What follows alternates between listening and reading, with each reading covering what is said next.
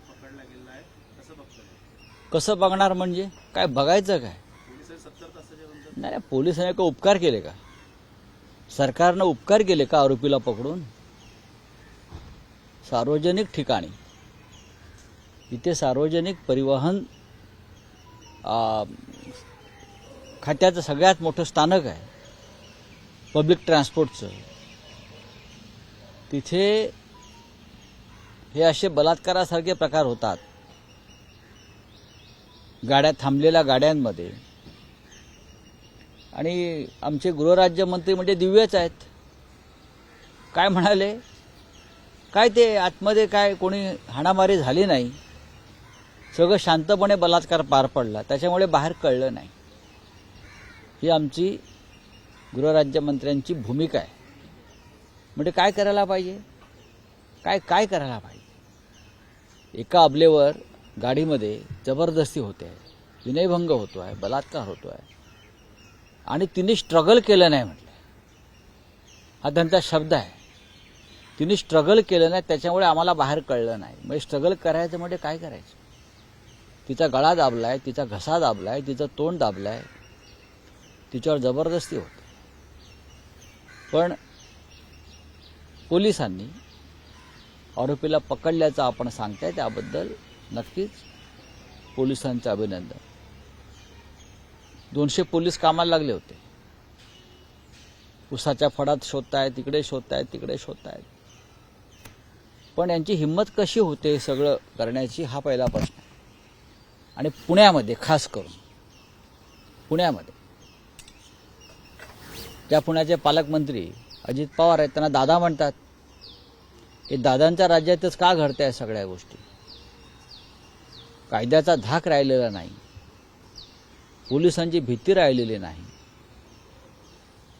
पोलिसांना आणि कायद्याला आम्ही कसाही प्रकारे मॅनेज करू शकतो, हा आत्मविश्वास आहे. गुंडांमध्ये, न्यायालयामध्ये आम्ही हवा तो निर्णय घेऊ शकतो, हा एक आत्मविश्वास आहे. आणि याच्यातून राजकीय वरदहस्त लाभलेले अशा प्रकारचे गुन्हेगार हे मोकाट सुटतात. राजकीय पक्षाचे हे गुन्हेगार, जे गुन्हेगार आहेत, त्यांना कोणताही पक्ष नसतो, लक्षात घ्या. आता काही लोकांनी याच्याबरोबर संबंध, या आमदाराबरोबर संबंध, त्या आमदाराबरोबर संबंध, हे अत्यंत चुकीचं आहे. अशा प्रकारचे गुन्हेगार हे कोणाचे नसतात. ते कोणाच्याही व्यासपीठावर जाऊन फोटो काढतात आणि आपला रुबाब गाजवतात. अशा गुन्हेगारांना कठोर शासन जोपर्यंत होत नाही, तोपर्यंत विकृती वाढतच जाईल. छत्रपती शिवाजी महाराज, छत्रपती संभाजी महाराज यांच्या विचारांच्या संदर्भात आपण सध्या काम करतो आहोत.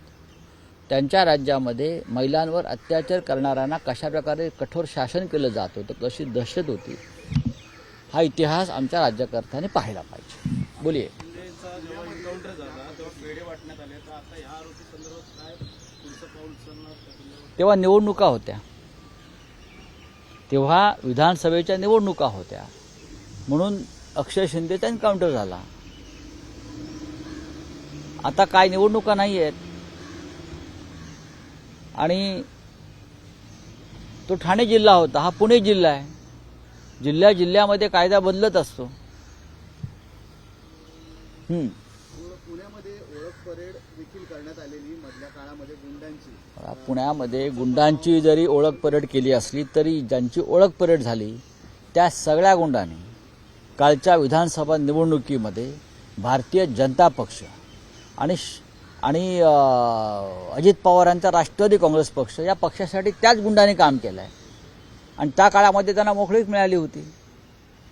हे सगळे गुंड, मी नावं घेत नाही, ज्यांची ओळख परेड पोलीस आयुक्तांनी केली होती आल्या नवीन, आणि जो एक मोठा इव्हेंट केला होता ओळख परेडचा, ते सगळे गुंड भारतीय जनता पक्षाच्या प्रचारात आणि अजित पवार पक्षाच्या प्रचारामध्ये सक्रिय होते. तेव्हा त्यांची ओळख परेड आणि परत धिंड का काढली नाही आयुक्तांनी, हा प्रश्न आहे आमच्यासमोर. चलिए, ओके. आम्ही 3 वर्षापूर्वी शांतीत क्रांती केली, त्यापेक्षा मोठा राजकीय कथानक मिळू शकेल का? नाटक होईल, चित्रपट होईल, साहित्यकांना आमच्याकडे बघावं लागेल. ठीक आहे, एकनाथ शिंदे फार मोठे साहित्यिक आहेत. एकनाथ शिंदे फार मोठे लेखक आहेत, एकनाथ शिंदे फार मोठे कवी आहेत, एकनाथ शिंदे फार मोठे संत आहेत, एकनाथ शिंदे फार मोठे महात्मा आहेत. अजून काय त्यांना पदवी द्यायची असेल तर आम्ही देऊ ना त्यांना. असं आहे की ह्या सगळ्या पदव्या एकनाथ शिंदे विकत घेऊ शकतात. आमदार खासदार जसे विकत घेतले जातात तसे कवी, साहित्यिक, लेखक, कवी या ज्या त्यांना पदव्या हव्या असतील तर त्या विकत घेऊ शकतात. आणि त्याबद्दल त्यांना नोबेल पुरस्कार, बुकर्स पुरस्कार, बरं का, त्यानंतर साहित्य अकादमीचा पुरस्कार काय करावं. त्यांना अमित शहा ज्ञानपीठ पुरस्कार पण देतील हो. एवढी मोठी ज्ञानाची पुंजी त्यांच्यावासी आहे. त्यांना ज्ञानपीठ पुरस्कार पण अमित शहा देऊ शकतात. अजून काय त्यांना हवं आहे. हे एकनाथ शिंदे वगैरे कंपनी जे बोलत आहेत त्यांचा मराठी साहित्य, मराठी भाषा, स्वाभिमान, इतिहास याच्याशी काही संबंध नाही. प्रचंड पैसा आहे. असा प्रकारचा पैसा अफजल खान आणि औरंगजेबाकडेही होता आणि निजामाकडेही होता, तेवढा तुमच्याकडे आहे. शिवाजी महाराज आणि त्यांच्या चाहत्यांकडे पैसे नव्हते म्हणून त्यांना स्वराज्यासाठी सुरतवर हल्ला करावा लागला. कारण सुरतमध्ये, गुजरातमध्ये इतका पैसा होता की ते मोगलांना आणि ईस्ट इंडिया कंपनीला पैसे देत होते या देशाच्या विरोधामध्ये. म्हणून छत्रपतींना सुरत लुटावी लागली आणि त्या सुरतमध्ये एकनाथ शिंदे आणि त्यांचे लोक जाऊन थांबले होते. फार मोठं साहित्य त्यांच्याकडे त्यावेळेला होतं. बोला. अरेस्ट हुआ है, लाख रुपए का इनाम किया, बहुत जबरदस्त आरोपी अरेस्ट हुआ है, पर ये शिवसाई का नाम, उना का नाम खराब हुआ और ये जो बंदा था ये पॉलिटिकल टच था एनसीपी के साथ, ऐसा बताया. देखो, मैं ये मानता नहीं किसी के साथ टच था या नहीं. ये एक विकृत होता है, ये विकृति होती है, ये एक दिमाग में गंदगी होती है, वो किसी के दिमाग में आ सकती है. हाँ, कोई पार्टी अपने कार्यकर्ताओं को नहीं बोलती कि जाकर बलात्कार करो या जाकर खून करो. वो अपने आप उस मंच पर जाते हैं, फोटो निकालते हैं और रौब जमाते हैं. ये किसी भी पार्टी के साथ हो सकता है. लेकिन हमारी बात ये है कि पब्लिक प्लेस, सार्वजनिक जगह पर इस प्रकार से, जैसे पुणे जैसे शहर जो महाराष्ट्र की एक सांस्कृतिक धरोहर है, जहाँ लोकमान्य तिलक से लेकर बड़े बड़े नेता और सामाजिक क्रांति हुई है, महात्मा फुले वहाँ से है, शिवाजी महाराज पुणे से है, उस पुणे में इस प्रकार की घटना होती है. बार बार, एक बार नहीं बार बार होती है. तो सरकार क्या करती है. पब्लिक प्लेस पर बलात्कार हुआ है और हमारे मंत्री कहते हैं, Yogesh Kadam, minister of state home, उनका स्टेटमेंट देखिए, आप बलात्कार होने से क्यों नहीं रोक पाए. तो बोले नहीं, बलात्कार बहुत शांततापूर्ण ढंग से हुआ, बाहर पता नहीं चला. ये उनकी भाषा है. गंभीरता देखिए कि बलात्कार बहुत ही शांततापूर्ण ढंग से हुआ है, कोई स्ट्रगल नहीं हुआ बलात्कार में. वो लड़के ने कोई स्ट्रगल नहीं किया, वो महिला जो है, अबला है, उसने कोई स्ट्रगल नहीं किया. ये हमारे मंत्री की भाषा है. और ऐसे मामले में उनका जो सीरियसनेस है, असंवेदनशीलता दिखती है. ऐसे सरकार से आप क्या उम्मीद कर सकते हैं.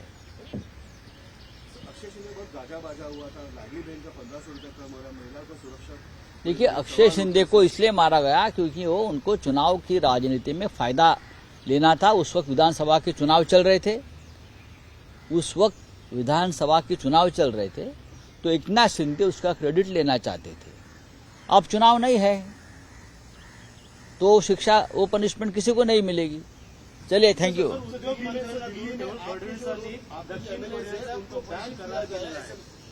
के जो आपके जो एमएलएज हैं उनको बैन किया जाए दिल्ली असेंबली में जाने के लिए. सर, अब भारतीय जनता पार्टी का बहुमत है और भारतीय जनता पार्टी पार्लियामेंट में जो बर्ताव करती है हमसे, वही विधानसभा में करेगी.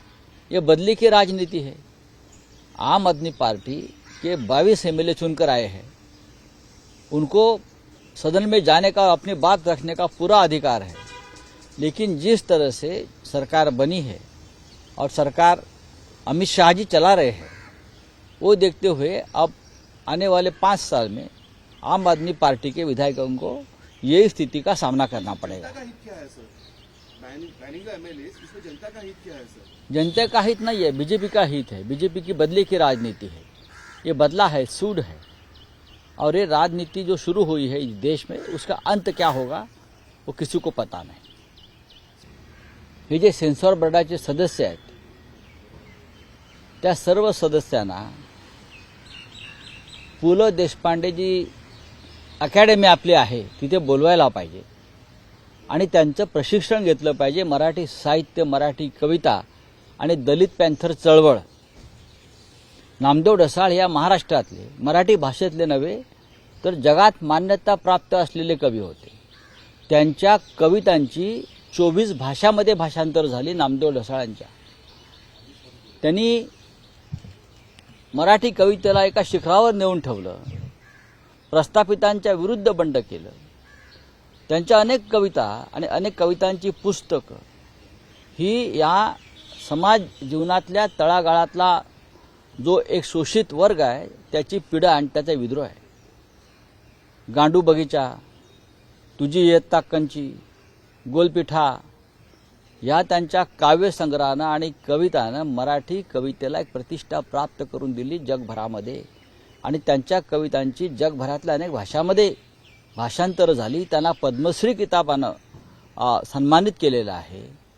त्यांना साहित्य अकादमीचा पुरस्कार मिळालेला आहे. आणि नामदेव ढसाळ कोण हा प्रश्न जर सेन्सॉर बोर्डाला पडला असेल तर हे सेन्सॉर बोर्ड नक्की कोणी नेमलं आहे, कोणत्या विचारधारेचं आहे हे पाहावं लागेल.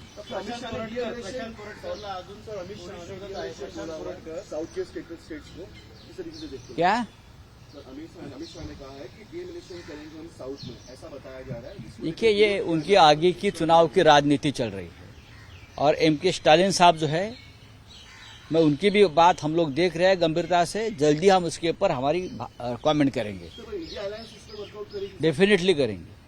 स्टालिन साहब हमारे इंडिया अलायंस के एक सम्मानीय मेंबर है, बहुत ही बड़े सदस्य है और हम वो जो बात रख रहे हैं उसके बारे में हम चर्चा करेंगे.